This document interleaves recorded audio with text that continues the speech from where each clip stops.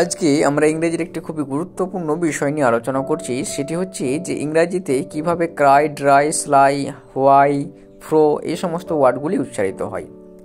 তো দেখো, যদি আর ওয়াই থাকে তাহলে রাই এর মতো উচ্চারিত হবে, যদি কে ওয়াই থাকে তাহলে কাই এর মতো উচ্চারিত হবে, যদি পি ওয়াই থাকে তাহলে পাই এর মতো উচ্চারিত হবে। এইভাবে আমরা দেখব।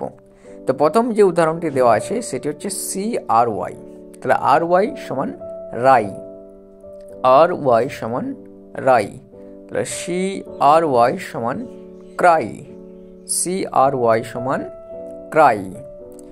তারপর আছে দেখো এফ আর ওয়াই, ফ্রাই।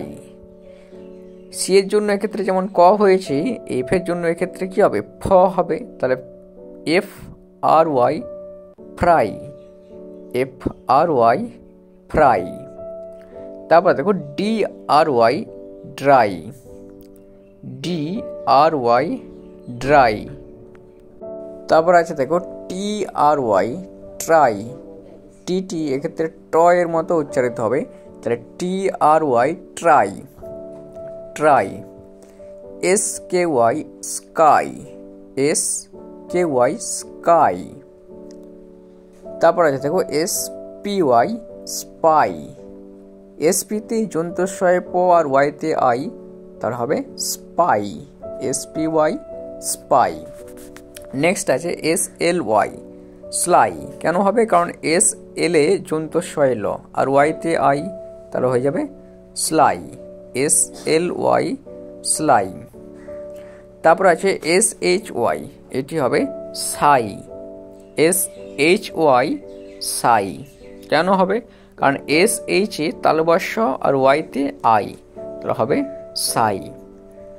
তারপর আছে এফ এল ওয়াই, এটি হবে ফ্লাই, এফ এল এ ফয়েল আর ওয়াইতে আই, তাহলে এফ এল ওয়াই সমান ফ্লাই, ফ্লাই। তারপর আছে পি এল ওয়াই, এটি হবে প্লাই, পি এল এ পয়েল আর ওয়াইতে আই, তাহলে হবে ply, P L Y ply. Next আছে এফ আর ও, এর উচ্চারণটা কীরকম হবে তাহলে? ফ্রো, কারণ এফ আর এ ফয়ের ফালা আর ওতে ও, তাহলে ফ্রো, এফ আর ও ফ্রো। শেষে আছে W H Y, W H আর ওয়াই।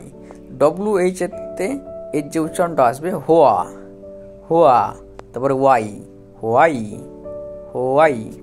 তাহলে আমরা সি আর ওয়াই পেলাম, যেখানে দিলাম ক্রাই এর মতো উচ্চারিত হলো সি আর ওয়াই ক্রাই।